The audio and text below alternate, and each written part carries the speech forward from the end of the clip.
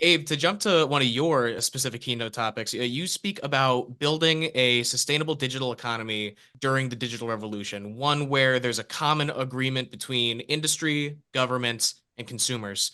Now, what do you believe that looks like domestically, both in 2024 and beyond? Sorry to throw futurology in there again, but why not? No, no problem. I mean, so I view this as that we're in kind of the very early phases of a new industrial revolution, one where information is really at the center. If you think about past industrial revolutions, which were either about labor or manufacturing, and the first cut that has been taken largely by business is one that focuses on extraction. It's about seeing data as something that should collect as much as possible, and then you should try to monetize it as quickly as possible. And you get, I think it's, what I would say is like the data mining perspective. It's a resource. It should be mined and should be used as quickly as possible and generate profits quickly.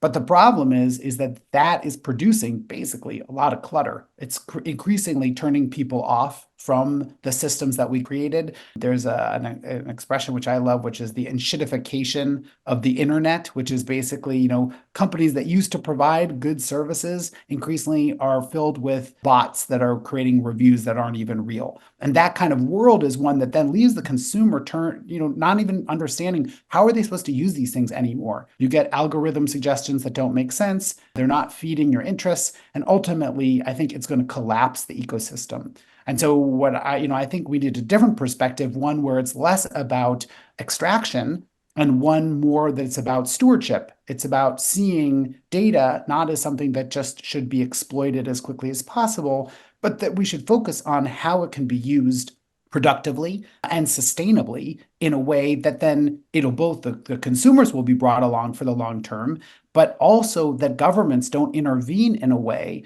that could really crash the economy. And I think that there's a lot of lessons that we can learn from earlier industrial revolutions where governments, businesses, and consumers got together and said, okay, you need something like the welfare state, or you need something like consumer protection rules, things that can create a sustainable market that then lives on, produces benefits for society, and also prevents kind of harsh crackdowns that could really stymie innovation.